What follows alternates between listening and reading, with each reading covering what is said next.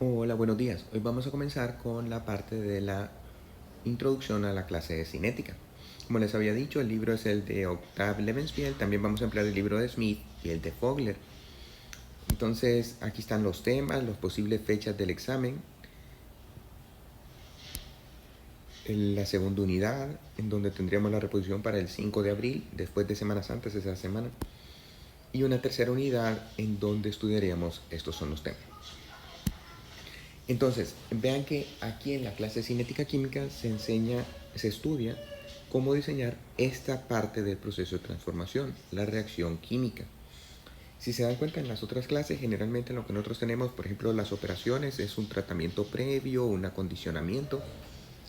En la parte del tratamiento posterior, que sería la separación o la purificación, las posibles recirculaciones, todo esto es parte que se estudia en operaciones unitarias. Recuerden que las operaciones unitarias tienen su base en los conocimientos de otras clases, pero la parte de la transformación química está relacionada con eh, todo lo que ustedes conozcan de reacciones, mecanismos, la velocidad con que se lleva la reacción, la, la termodinámica, o sea, el equilibrio que alcanza esta reacción, es lo que nos va a permitir diseñar el reactor.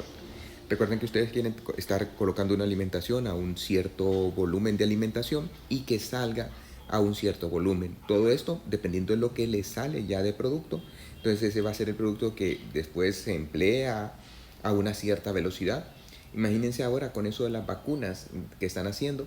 Entonces tienen que estar saliendo a una velocidad que permitan que la persona que han contratado puedan tener sus vacunas. Entonces, el producto es lo que nos define con qué velocidad va a estar llegando hacia las personas que lo quieren utilizar.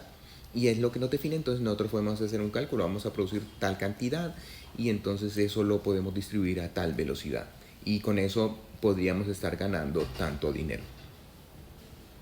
Aquí vean que dentro de las separaciones están los efluentes muy importantes o las emisiones, porque eso también nos puede volver que nuestro proceso sea extremadamente caro, aumentar el precio del proceso.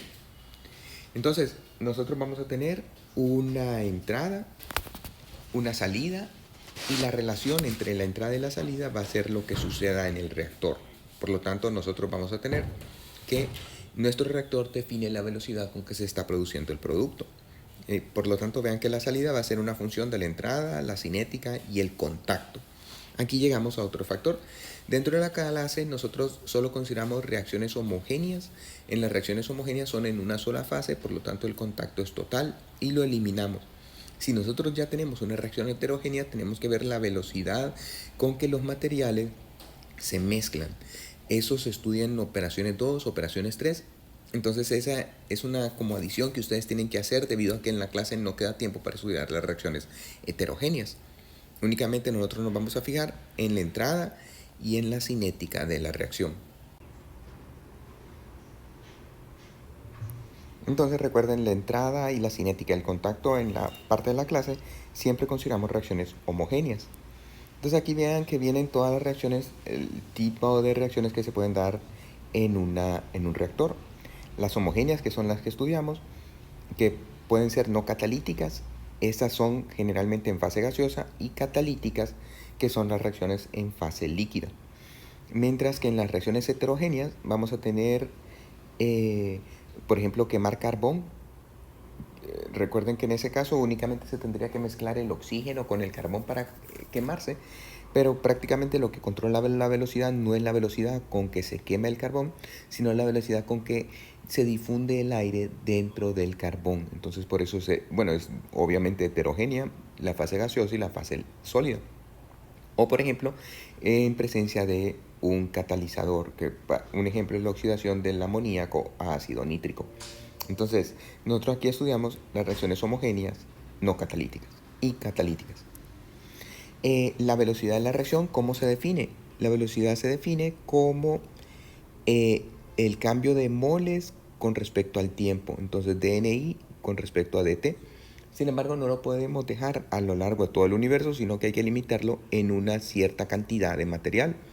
Lo podemos definir como que lo que nos define el espacio donde se lleva a cabo la reacción sea el volumen, entonces sería 1 sobre V dNI sobre dt. También la podríamos definir, recuerden que dNI sobre V es una molaridad. También lo podríamos definir como dNI sobre W, en donde W es el peso, entonces sería una molaridad. O en el caso de reacciones catalíticas, vamos a tener que el dNI es sobre una superficie. Entonces siempre es el cambio de los moles con respecto al tiempo en un espacio donde se lleva a cabo la reacción. Ahora, la velocidad de las reacciones, vean que pueden ser desde muy lentas hasta muy rápidas. Aquí tenemos una reacción de un alcalino reaccionando en agua. En este caso, la oxidación de un clavo, que es una reacción lenta. La putrefacción de una manzana. Entonces vamos desde reacciones muy rápidas hasta reacciones muy lentas. Y claro, cada tipo de reacción va a tener su diferente reactor o su diferente función. Aquí tenemos una lista de todas las velocidades. Esta sería como prácticamente la velocidad más rápida. Ustedes tienen aquí unos reactores en donde se quema el combustible. Este combustible expande una gran cantidad de volumen, producen muchísimos gases y esos gases son los que propulsan para que el transbordador se vaya al espacio. Esa sería una reacción de misiles. También tenemos la de los motores de propulsión, que estarían de 10 a la 3, 10 a la 4, y las reacciones bimoleculares, en donde cada colisión cuenta, que estarían con velocidad de 10 a la 9, 10 a la 10. En el espacio contrario tendríamos las reacciones celulares de tratamientos de plantas, 10 a la menos 4. Un ser humano en descanso tendríamos 10 a la menos 3 aproximadamente, mientras que si estamos empleándonos muy fuerte, estarían más cercano a 10 a la menos 2. Gases en partículas porosas estarían entre 0.1 a 10 y los hornos de carbón a 10. Entonces noten la velocidad con que se lleva a cabo diferentes reactores. Obviamente en estas reacciones nosotros lo que queremos es aumentar una gran cantidad de volumen en donde se lleve a cabo la reacción, o sea que los reactores serían grandísimos. Mientras que para las reacciones rápidas, generalmente lo que nosotros queremos controlar es que no vaya a explotar la reacción y que tenga suficiente forma en donde los productos puedan estar saliendo rápidamente. Y les pido que hagan el ejemplo 1.1, que es la combustión dentro de un motor. Curiosamente, al hacer el cálculo van a ver que la velocidad con que se consume el oxígeno es de 1.415 por 10 a la menos 4 moles por metro cúbico por segundo. Entonces pueden ver aquí en los moles sobre segundo, o sea, dNI sobre T, y M3, que 3 sería M al cubo, que sería el volumen. Y vean el humano ejercitándose, que tendríamos que la velocidad con que consumen el oxígeno es de 0.002 moles de oxígeno por metro cúbico por segundo.